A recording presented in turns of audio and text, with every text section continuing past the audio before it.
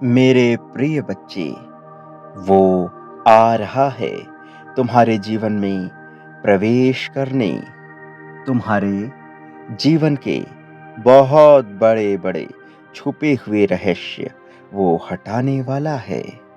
तुम्हारे जीवन में अब तक बहुत सारे उतार चढ़ाव आ चुके हैं। जितना तुम्हारा अनुभव है वो सामान्य नहीं है। अपनी उम्र से ज्यादा बड़े बड़े अनुभव देखे हैं तुमने। तुम बहुत से ऐसे लोगों से पहले भी मिल चुके हो जो तुम्हारे सामने तो कुछ और होते हैं, लेकिन तुम्हारे पीठ पीछे बिल्कुल ही विपरीत किस्म के होते हैं। इस प्रकार के लोग तुम्हारे जीवन में दुर्भाग्य फैला रहे हैं और इसी वजह से तुम्हारे कर्म भी दूषित हो रहे हैं। लेकिन अब तुम्हें चिंता करने की आवश्यकता नहीं है, वो आ रहा है। इसलिए मेरे प्रिय, आज यदि तुम्हें यह संदेश मिल रहा है तो इसके पीछे बहुत बड़े दिव्य कारण छुपे हुए हैं। तुम्हें इन कारणों को समझना है और इन कारणों को समझने के लिए तुम्हें इस संदेश को पूर्णतः सुनना है। किसी भी हाल में, किसी भी परिस्थिति में तुम्हें इसे बीच में छोड़कर जाने की भूल नहीं करना है। मेरे प्रिय, तुम्हारे लिए सबसे ज्यादा दुर्भाग्य की बात ये रहा है कि तुमने ऐसे लोगों पर विश्वास किया है जो लगभग आस्तीन के सांप थे, जो तुम्हारे सामने तो कुछ और होने का दिखावा करते थे, कोई और मुखौटा पहने रहते थे, लेकिन पीठ पीछे तुम्हारा ही गला काटने पर उतारू थे, जो तुम्हें धोखा देने से पहले एक भी बार नहीं सोचते हैं। ऐसे लोगों पर तुमने जरूरत से ज्यादा भरोसा किया और यही वजह है कि तुम्हें बहुत से धोखे दिए गए हैं। तुम स्वयं भी भीतर से कुछ और ही हो मेरे बच्चे, लेकिन इस बाहरी समाज में, इस दिखावे भरे समाज में तुम्हें अपने आप को दूसरी तरह से प्रदर्शित करना पड़ता है। तुम यदि टूटा हुआ महसूस करते हो तब भी तुम्हें मजबूत होने का दिखावा करना पड़ता है, और कई बार जहां तुम मजबूत होते हो वहां तुम्हें टूटे होने का दिखावा करना पड़ता है। ये समाज तुम्हें मुखौटे पहनने पर मजबूर कर रहा है। ये समाज तुम्हें तुम्हारे वास्तविक जीवन से, तुम्हारे सच्चे जीवन से दूर कर रहा है। मेरे प्रिय, तुम में और उनमें, दोनों में विशेष अंतर है। वो जो मुखौटा पहनकर दूसरों का गला काटने पर उतारू हैं, और तुम जो मुखौटा पहनते हो ताकि तुम दूसरे को दुखी ना कर दो। तुम में उनमें अंतर है। क्रियाएं भले ही एक समान हो, दिखावा भले ही एक समान हो, किंतु नीयत में अंतर है। और जहां नीयत में अंतर होता है वहां नियति भी अंतर देख लेती है। मेरे प्रिय, तुम अपना यह दूसरा चेहरा समाज में बने रहने के लिए रखते हो, जबकि अन्य दूसरे लोग अन्य लोगों से लाभ उठाने के लिए दोहरे चेहरे अपनाते हैं। मेरे प्रिय, मैं जानता हूं कि तुम कई बार समाज में अपने आप को पूर्णतः स्थापित नहीं कर पाते। बहुत से लोगों के बीच जाकर तुम्हें कई बार अच्छा महसूस नहीं होता। कई बार तुम्हें ऐसा लगता है कि अपनों के बीच भी तुम अकेले हो। अपने ही रिश्तेदारों के बीच तुम खुलकर बात नहीं कर पाते। उनके बीच बैठकर तुम्हें आरामदायक, सहज महसूस नहीं होता।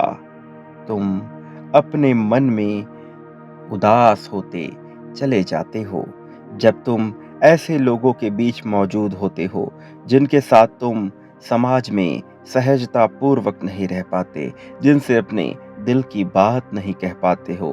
तो उस तत्कालिक क्षण में तुम्हें अपने चेहरे पर एक मुखौटा पहनना पड़ता है। ये हंसी का मुखौटा, ये मुस्कान का मुखौटा वास्तविक रूप से तुम्हारे स्वरूप से भिन्न होता है। ये केवल दिखावे के लिए होता है, जबकि तुम अंदर से बिल्कुल ही अलग महसूस कर रहे होते हो। तुम्हें लगता है कि कब यह परिस्थिति समाप्त हो, कब तुम उनके बीच से हट जाओ। कई बार तुम्हारे मन में यह विचार आता है कि सब कुछ छोड़ छाड़ के तुम कहीं ऐसी जगह चले जाओ जहाँ शांति ही शांति हो, जहाँ सुकून हो। लेकिन साथ ही उसी क्षण तुम्हें यह भी एहसास होता है कि तुम इसे छोड़ नहीं पा रहे हो। तुम एक अजीब-सी विडंबना में, एक अजीब-सी दुविधा में फँस चुके हो, जहाँ से तुम्हें सही-गलत समझ नहीं आ रहा। तुम क्या करो, क्या नहीं करो, इसे समझ नहीं पा रहे। तुम पकड़ना भी चाहते हो, तुम छोड़ना भी चाहते हो और ऐसी विषम परिस्थिति में तुम कोई सटीक फैसला नहीं ले पा रहे हो। तुम्हें मुखौटा पहनना पड़ता है, तुम्हें दिखावा करना पड़ता है, अपने आप को तुम्हें ऐसे दिखाना पड़ता है मानो तुम कितने आत्मविश्वासपूर्ण हो, जबकि तुम्हारे दिल को दर्द पहुंचती है, जबकि तुम्हारा हृदय कांपने लगता है, लेकिन इसके बावजूद तुम हंसकर उनका सामना करते हो। उनसे लड़ने नहीं जाते, उन्हें बहस करने पे विवश करने नहीं जाते, उनसे तर्क वितर्क करने नहीं जाते, उनका विरोध नहीं करने जाते हो। इसका कारण ये होता है कि तुम कई बार ऐसा महसूस करते हो कि तुम विवाद में पड़ना नहीं चाहते। इसका कारण भय नहीं है, इसका कारण कहीं से भी हिंसा नहीं है। ये है क्योंकि तुम्हारा मन विवादों से बचना चाहता है, तुम्हारा मन झंझटों से बचना चाहते हैं। मेरे प्रिय, तुम्हारे भीतर जो दो चेहरे हैं, वो समाज को बरगलाने के लिए नहीं हैं। वो वास्तव में ये स्थापित करने के लिए हैं कि तुम्हारा अपना एक अस्तित्व है। तुम समाज में लोगों के साथ तालमेल बिठाकर, सामंजस्य बिठाकर चलना चाहते हो, जबकि तुम्हारा हृदय तुम्हें सुकून की तलाश करने को कहता है, जबकि तुम्हारा मन तुम्हें बार-बार कचोटता है कि तुम शांति की तरफ भागो। मेरे प्रिय, तुम्हारी आत्मा बार-बार तुमसे सुकून की तलाश कर रही है, लेकिन तुम्हारा मन बहुत विचलित हो रहा है और तुम्हारा परिवेश बार-बार तुम्हें बंधन में बंधने को मजबूर कर रहा है, जबकि तुम्हारी आत्मा इस बंधन से हटना चाहती है, जबकि तुम्हारा मन इस बंधन से दूर जाना चाहता है। लेकिन तुम समाज के बताए हुए दोहरे पैमाने पर चल रहे हो, जिसकी वजह से तुम कोई सटीक फैसला नहीं ले पा रहे हो। मैं निरंतर तुम्हें निर्णायक होने को कह रहा हूँ, लेकिन तुम निर्णायक हो नहीं पा रहे हो। तुम परेशान हो, तुम सोच रहे हो कि शुरुआत कहाँ से करो। मेरे प्रिय, तुम्हें शुरुआत अपने आप से करनी होगी। तुम्हें शुरुआत अल्पवादी जीवन को प्रारंभ करने से करनी होगी। एक बार जब तुम न्यूनतमवादी जीवन को अपना लोगे, एक बार जब तुम अपनी ज़रूरतों को, अपनी आवश्यकताओं को और अपनी चाहतों को समझ जाओगे, तो तुम ये जान जाओगे कि अभी तुम्हारे लिए तत्क्षण क्या आवश्यक है। तुम्हें दृष्टा की भांति अपने जीवन को देखना होगा।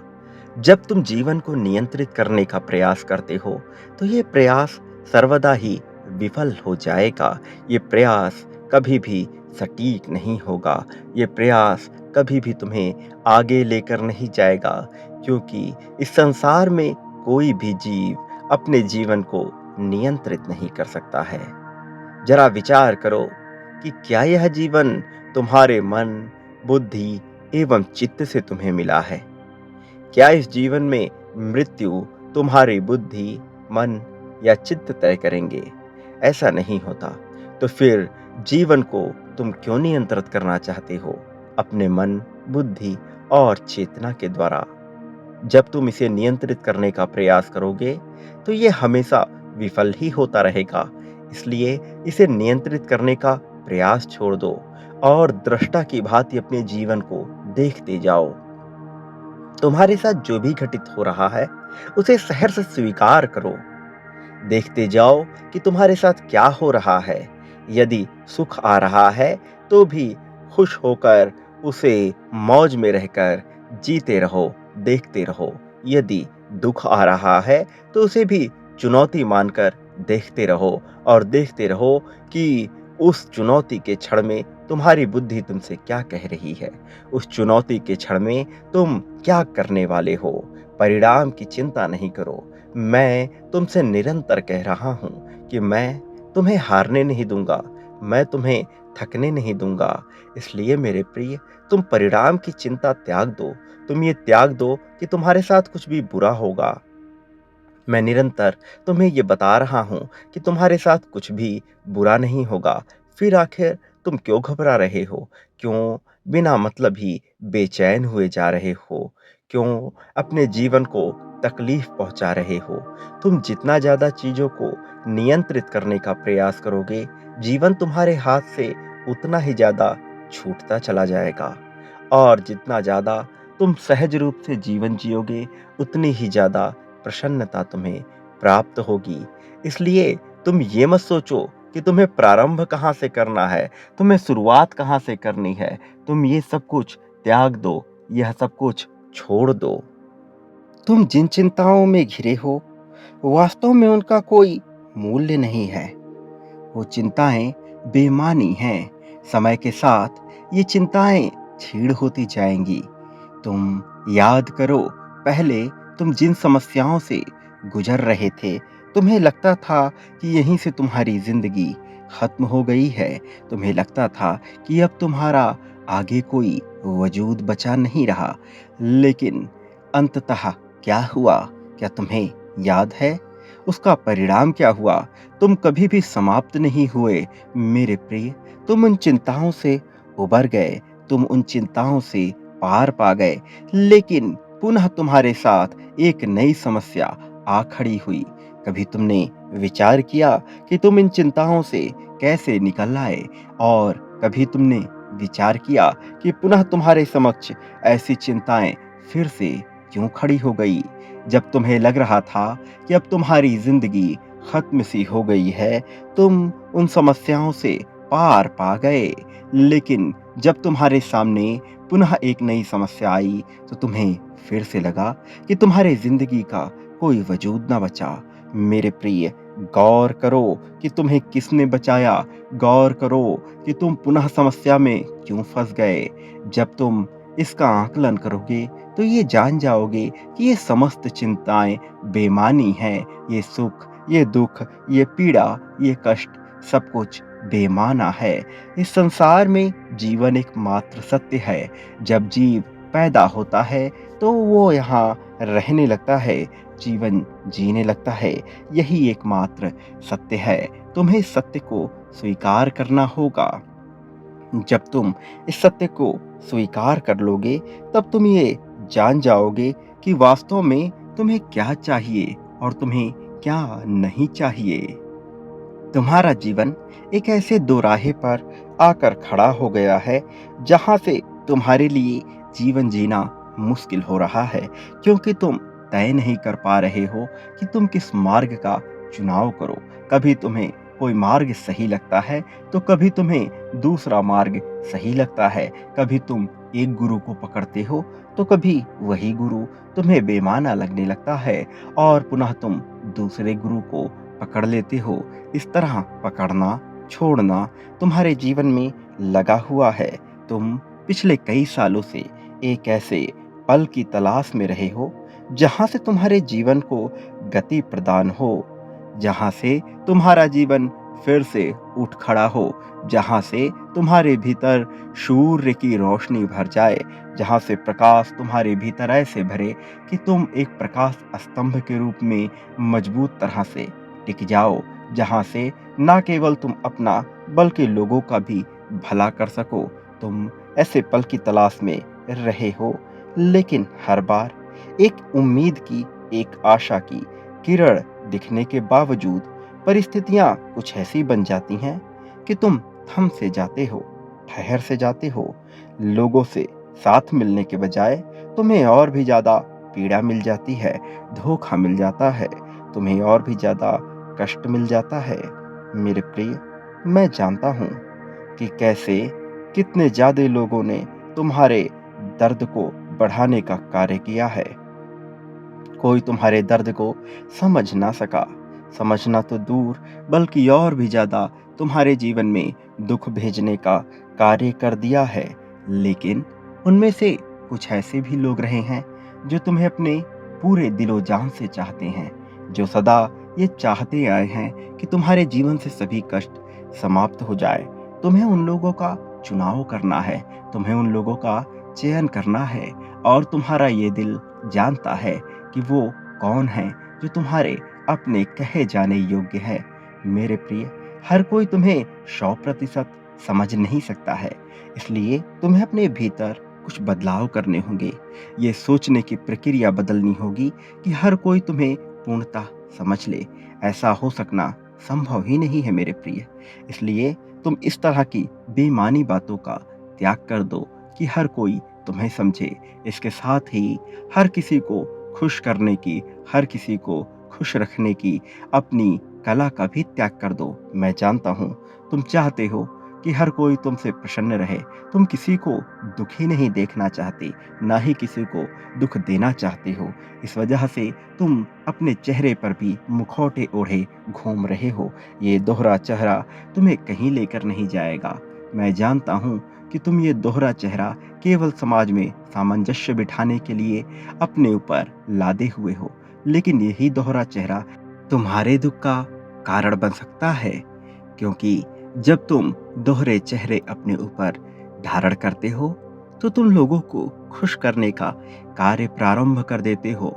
और जो मनुष्य दूसरों को खुश करने का कार्य प्रारंभ करता है, वो कभी परमात्मा को प्राप्त नहीं कर सकता, क्योंकि वह कभी अपने भीतर झांकेगा ही नहीं। और जो मनुष्य अपने भीतर झांकने का कार्य ही नहीं करेगा, उसके लिए परमात्मा को प्राप्त करना असंभव है। इसलिए मेरे प्रिय, तुम अपने चेहरे से इस मुखौटे को उखाड़ फेंको और अपने वास्तविक स्वरूप में आ जाओ। तुम्हारा वास्तविक स्वरूप दिव्यता से भरा हुआ है और मैं तुम्हारे जीवन में ऐसे दिव्य अवसर, ऐसे दिव्य क्षणों को भेज रहा हूँ, जहाँ से तुम्हारा जीवन चमत्कारिक रूप से बदल जाएगा, जहाँ से तुम्हारे जीवन को जीतने से तुम्हें कोई रोक नहीं पाएगा, जहाँ से परमात्मा का साक्षात्कार होने से तुम्हें कोई रोक नहीं पाएगा। मेरे प्रिय, तुम सफलता की सीढ़ियां चढ़ रहे हो, तुम अपने कदम बढ़ा चुके हो, तुम्हारा मार्गदर्शन निरंतर किया जा रहा है। तुम हार नहीं सकते, तुम थक कर पीछे नहीं आ सकते, तुम जीत की कगार पर हो, तुम्हें जीतना ही है। चाहे जो भी हो जाए, तुम्हें हार नहीं माननी है। परिस्थिति चाहे तुम्हारे पक्ष में हो, चाहे तुम्हारे विपक्ष में हो, तुम्हें दृष्टा की भांति अपने जीवन को देखते जाना है। तुम्हें किसी भी परिस्थिति में दुख में नहीं जीना है, स्वयं को कष्ट नहीं देना है, अनशन नहीं करना है। वास्तव में तुम्हें उपासना को समझना है, वास्तव में तुम्हें उपवास को समझना है। मेरे प्रिय, तुम्हें वास्तविकता में जीना है, तुम्हें उसके अर्थ को समझना है, वो नहीं जो समाज ने तुम्हें बता दिया। तुम हर चीज का गलत अर्थ जान रहे हो और ये गलत अर्थ तुम्हें आगे लेकर नहीं जाएगा। मेरे प्रिय, मैं तुम्हें जीत दिला रहा हूँ, तुम जीत को स्वीकार करो। बाकी जो भी तुम्हारे साथ किया जा रहा है, तुम उसे भूल जाओ। तुम केवल दृष्टा की भांति अपने जीवन को दृश्य रूप में देखते जाओ, जैसे तुम चलचित्र देखते हो, जैसे तुम नाट्य देखते हो, जैसे तुम किसी प्रकार के नाटक को साक्षी रूप में देखते रहते हो, उसी तरह अपने जीवन को भी देखते जाओ। तुम्हें वो चेहरा दिखाई दे रहा है, तुम्हें मेरा स्वरूप दिखाई देने वाला है। तुम इस स्वरूप से अनजान नहीं हो, तुमने पहले भी इस स्वरूप को देखा है, तुमने इस साकार स्वरूप को देखा है, तुम इससे अनजान नहीं हो। जल्द ही तुम फिर से देखोगे, लेकिन अपनी बुद्धि, मन और चेतना पर जोर डालने की आवश्यकता नहीं है। तुम हृदय से देखना प्रारंभ करो, हृदय की आवाज़ सुनो। तुम्हारे हृदय में मैं बसा हूँ, मैं तुम्हारे रगों में बह रहा हूँ, तुम्हारे भीतर जल रही दिव्य ज्योति में मैं ही विराजमान हूँ। मेरे प्रिय, तुम्हारी जीत पहले से ही तय हो चुकी है, लेकिन तुम घबरा रहे हो। तुम्हें घबराना नहीं है, तुम्हें ये नहीं सोचना है कि शुरुआत कहाँ से करनी है। तुम बस लग जाओ, तुम बस प्रारंभ कर दो, तुम बस स्वीकार कर लो, तुम बस दृष्टा हो जाओ, तुम बस साक्षी बनना स्वीकार करो। सब कुछ तुम्हारे सामने ही घटित होने लगेगा। लेकिन जब तक तुम विचलित रहोगे, जब तक तुम लालायित रहोगे, जब तक तुम्हारे भीतर जिज्ञासा पनपती रहेगी और तुम आवेग में आते रहोगे। यह तुम समझ नहीं पाओगे, यह तुम देख नहीं पाओगे। ये घटता रहेगा, किंतु तुम इसे स्वीकार ही ना कर पाओगे। तुम जान ही नहीं पाओगे कि ये कैसे घटित हो रहा है। ये तुम्हारी आँखों के सामने ही चल रहा है मेरे प्रिय, ये कहीं और नहीं हो रहा है, तुम्हारे ही सामने हो रहा है। इसे देखना प्रारंभ करो मेरे प्रिय बच्चे, तुम शुरुआत करो, घबराना बंद करो। चाहे तुम्हारे जीवन के कोई भी रिश्ते हों, किसी से बैर नहीं रखना है, किसी से ईर्ष्या नहीं करनी है। चाहे तुम्हारा साथी हो, चाहे तुम्हारा मित्र हो, चाहे तुम्हारा शत्रु हो, सबको दृष्टा की भांति देखते जाओ। सबको देखते जाओ कि कौन क्या कर रहा है, कौन कैसे कर रहा है। और जो तुमसे वास्तविक रूप में प्रेम करते हैं, तुम उन पर प्रेम की वर्षा कर दो, उन पर प्रेम का सागर लुटा दो। फिर तुम देखो, तुम्हारा समस्त जीवन, समस्त संसार ही प्रेममय हो जाएगा। प्रेम के सागर में तुम गोते लगा रहे होगे, प्रेम ही प्रेम तुम्हारे जीवन में फैल जाएगा। मेरे प्रिय, तुम जो कहते हो, तुम्हारी बातों का गलत अर्थ निकाला जाता है। लोग तुम्हें तुम्हारे मन बुद्धि भावना से तौलते हैं, लेकिन कोई तुम्हारे हृदय को नहीं देखता था, कोई तुम्हारे हृदय की पुकार को नहीं सुनता था। यहाँ तक कि तुम्हारा साथी, जिसे तुम बेइंतहा प्रेम देना चाहते थे, किंतु तुम जता नहीं पाते थे, किंतु तुम्हें ये समझ नहीं आता था कि कैसे अपने प्रेम को दर्शाओ, और वह भी तुम्हारे भावनाओं का गलत अर्थ निकालता था, वह भी तुम्हारी बातों का स्पष्ट अर्थ नहीं निकालता था। लेकिन मेरे प्रिय, इसके बावजूद भी तुम कभी पीछे नहीं हटे, तुम सदैव ही उसे प्रेम देने को तत्पर रहे। ये तुम्हारी महानता है, ये वास्तविक रूप में दिव्यता है, जो तुम अपने प्रेम को फिर भी लुटाना चाहते थे। तुमने अनेक परीक्षाएं दी, अनेक संघर्ष किया, फिर भी तुम आगे बढ़ते रहे, तुमने हार नहीं मानी। तुम्हारी ये काबिलियत है। एक बार तुम शांति से बैठकर अपनी काबिलियत का आकलन करो मेरे प्रिय। एक बार तुम शांति से बैठकर अपने छोटे छोटे विजय के बारे में विचार करो। अपने दुखों को मत देखो, अपने कष्टों को मत देखो, अपनी कमियों को झांकने के बजाय अपने विजय के अवसर को देखो। तब तुमने कैसा प्रदर्शन किया था, तब तुम कैसा महसूस कर रहे थे, तब तुम्हारे भीतर कैसे विचार उमड़ रहे थे, कैसे भाव पनप रहे थे। तुम उसका विचार करो मेरे प्रिय। तुम जीत को आकर्षित कर रहे हो। मैं तुम्हारे सभी दुखों को देखता रहता हूँ। मैं जानता हूँ कि तुम्हारे ऊपर क्या गुजर रही है, लेकिन हर दुख एक कारण से भेजा जाता है मनुष्य के जीवन में। इस बात को तुम्हें स्वीकार करना होगा। तुम्हें स्वीकार करना होगा कि तुम्हारा जीवन यहाँ तक क्यों और कैसे पहुँचा है। एक बार तुम स्वीकार करने की श्रेणी में आ गए, फिर तुमसे कुछ छूट नहीं पाएगा मेरे प्रिय। तुम अपनी जीत को भी स्वीकार करो, सारे कष्टों को भूल जाओ। मैं सदैव तुम्हारे साथ हूँ, मेरा आशीर्वाद सदैव तुम्हारे साथ है। संख्या 1111 अभी लिखो, और मैं जीत रहा हूँ, मैं सदैव जीतता हूँ, ऐसा लिखकर अपनी जीत की पुष्टि करो। ये तुम्हारे लिए आवश्यक है। सदा सुखी रहो, तुम्हारा कल्याण होगा।